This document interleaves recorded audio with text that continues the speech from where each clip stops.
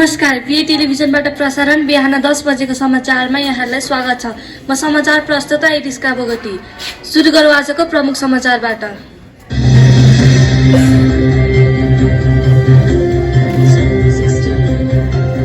मङ्सिर 4 गतेको संघीय प्रदेशको चुनावको लागि दलहरूको चुनावी प्रचार प्रसार रोचक बन्दै ठूला राजनीतिक दलहरूबीच कडा प्रतिस्पर्धा। जलवायु सम्बन्धित राष्ट्रिय सम्मेलन सुरु। नेपालले पाउने क्षतिपूर्तिको सवाललाई महत्त्वपूर्ण रूपमा उठाउने। स्याट स्कुल एलायन्स फर एकाडेमी ट्रान्सफर्मेसनद्वारा आयोजित समाचार वाचन प्रतियोगिता गोल्डन गार्डन एकाडेमी सुकेधारामा आज हुँदै सहभागी विद्यार्थीहरूबीच कडा प्रतिस्पर्धा। इन्टरनेट विस्तारमा 7.5 अर्ब खर्च। टेलिकमले हालसम्म 326 किलोमिटर अप्टिकल फाइबर बिछायो। विश्वकप फुटबल 2022 यही आउँदो मङ्सिर 4 गतेदेखि कतारमा सुरु हुँदै विश्वभरका फुटबल प्रेमीहरूबीच खुसियाली छाउँदै। अब समाचार विस्तारमा। 5 वर्षपछि हुन लागेको आउँदो मङ्सिर 4 गतेको संघीय प्रदेशको चुनावको लागि प्रदेश सरकारको निर्वाचनमा आफ्नो दललाई जिताउन राजनैतिक दलहरू तीव्र रूपमा चुनावी प्रचार प्रसारमा व्यस्त छन्। गाउँ सहर सबैतिर चुनावी प्रचार प्रसार कार्यक्रमहरूले चुनावी माहौल थप रोचक बन्दै गएको छ। धेरै जसो ठाउँमा प्रमुख राजनीतिक दलहरूबीच चुनावी प्रतिस्पर्धा अत्यन्त कडा भएको देखिएको छ।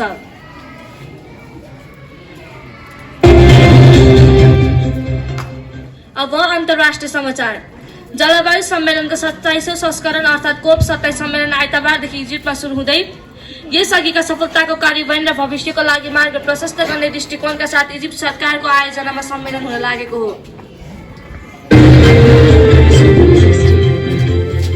अब स्थानीय समाचार। आज school alliance for academy transformation स्याटद्वारा आयोजित समाचार वाचन प्रतियोगिता गोल्डन गार्डन एकाडेमी सुकेधारामा हुँदै भइरहेको जानकारी प्राप्त भएको छ। विद्यार्थीको चौतर्फी विकासका लागि स्याटले हरेक वर्ष विभिन्न प्रतियोगिता सञ्चालन गर्ने गरेको छ। यसै विषयमा थप जानकारी दिन हामी बीए टेलिभिजनकी संवाददाता समीक्षा गिरिजीसँग हामी छोटो कुराकानी गर्न चाहन्छौँ। उहाँसँग त्यहाँको बारेमा केही जानकारी लिउँ। समीक्षाजी, तपाईँले कार्यक्रम स्थलमै हुनुहुन्छ? हजुर इस्काजी, म यो कार्यक्रम स्थलमै छु। त्यहाँ कार्यक्रम कसरी भइरहेको छ? प्रतिस्पर्धा कस्तो हुने देखिन्छ? कृपया जानकारी दिन सक्नुहुन्छ? धन्यवाद इस्काजी। यहाँ कार्यक्रम अत्यन्तै व्यवस्थित किसिमले भइरहेको छ। सबैजना विभिन्न विद्यालयबाट आउनुभएका विद्यार्थीहरूको प्रस्तुति पनि अत्यन्तै राम्रो र रोचक रहेको छ। यहाँ 20 विद्यालय सहभागी छन् र प्रत्येक विद्यालयबाट एकजना अङ्ग्रेजीमा र एकजना नेपालीमा समाचार वाचन भन्न प्रतिस्पर्धीहरू आएका छन्। उहाँहरूबीच निकै टक्कर परिरहेको छ। आजको प्रतियोगितामा कसले उपाधि जित्छ यसै भन्न सकिने अवस्था नै छैन इस्काजी। रिपोर्टिङको लागि धेरै धेरै धन्यवाद समीक्षाजी। हाम्रो बीए टेलिभिजनको सम्पर्कमा रहिरहनु होला। धन्यवाद। अब एकैछिन व्यापारिक विश्रामपछि समाचारमा यहाँहरूलाई पुनः स्वागत छ। अब आर्थिक समाचार।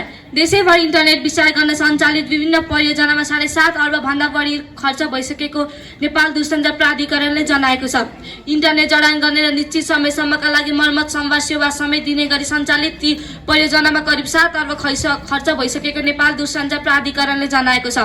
परियोजना अन्तर्गत प्रदेश 1 मधेस र बागमती प्रदेशमा कुल 2109 किलोमिटर अप्टिकल फाइबर बिछाउनु पर्नेमा ठेक्का सम्झौता नेपाल टेलिकमले हालसम्म 1326 किलोमिटर अप्टिकल फाइबर पाएको छ।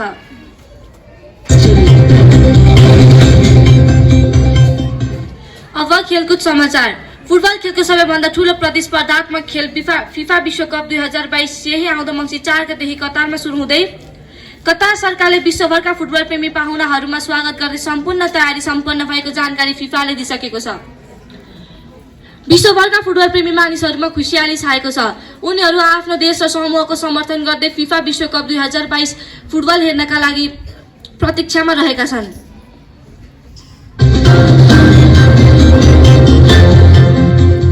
अब मौसम सम्बन्धी जानकारी। मौसमविदका अनुसार आज दिनभरि देशैभरको मौसम सफा रहे तापनि अपराह्न तथा साँझ पख पश्चिमी तथा पहाडी भेगमा आंशिक बदली हुने जल तथा मौसम अनुमान शाखाले बताएको छ।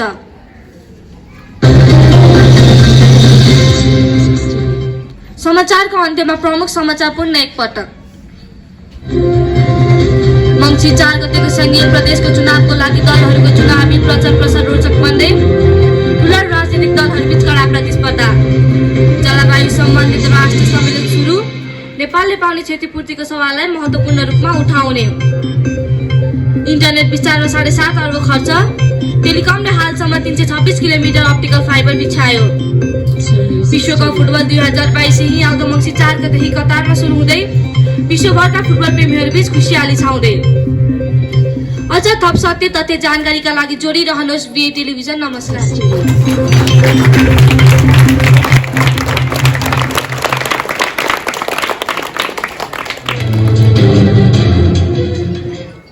Namaste and a warm good morning from Gaurav Rai. At the moment you are watching Bay Television. Before starting the news, let's watch out today's headline news. Big parties may win fewer proportional seats this election. Key mayor warns of evacuation if power lost. Dengue spread has slowed down 100 stop. India and Pakistan reach semi-final in T20 World Cup. And winter clothes see steep price rise in Nepal.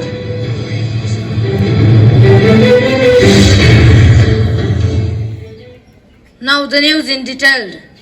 Among the 49 parties registered with the Election Commission for Proportional Representation election in 2017, only 5 qualified for the proportional representation seats.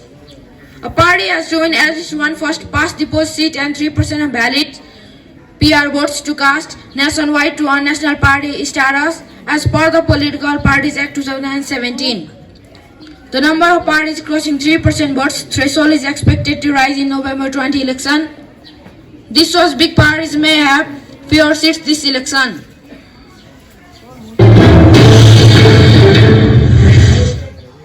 Now it's time for international news. Key residents should be prepared to leave the city if there is a total loss of power, Mayor Vitaly Klitschko said. In recent weeks, millions of Ukrainians have intermittently been left without electricity and water as Russian strikes target vital infrastructures. Rolling power cuts are also in place to avoid overloads and allow for some repair. Some 40% of Ukraine's energy system has been damaged by Russian strikes on power plants and lines. President Zelensky warned that Russia could be concentrating on forces and means for possible repetition of mass attack.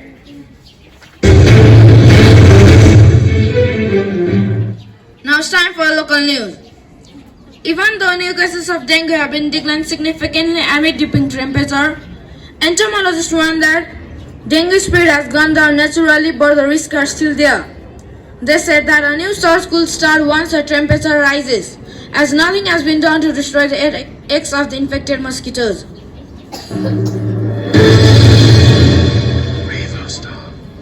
Now it has been time for a short commercial break. Keep on watching our channel.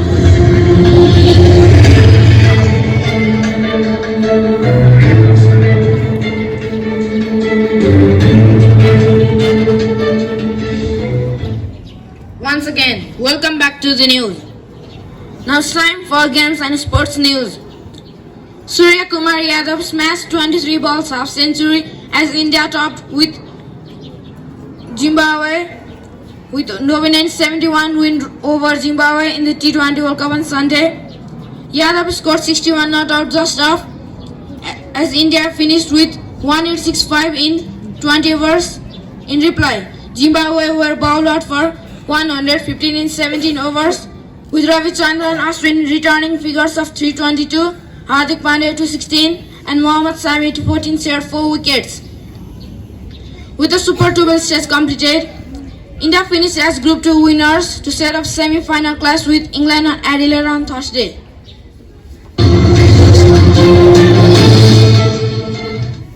Now it's time for economic news. The cost of importing goods has increased by 15% by the last year. Transport costs have more than doubled. The bank interest has reached almost 18%, nearly twice last year's level.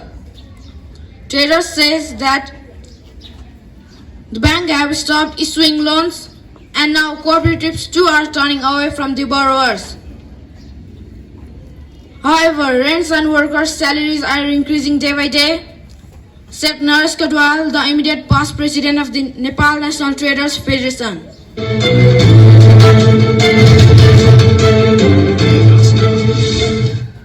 Now it's time for weather news.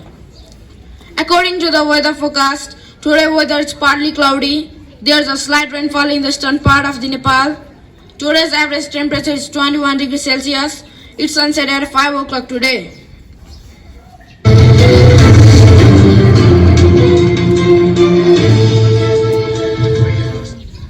At last, let's watch out today's headline news again. Big parties may win fewer proportional seats this election. Key mayor wants some evacuations in power lost. Dengue speed has slowed down but not stopped. India and Pakistan will semi-final in T20 World Cup. And winter clothes see steep price rise in Nepal. Thank you. Keep on watching our channel. Namaste and bye.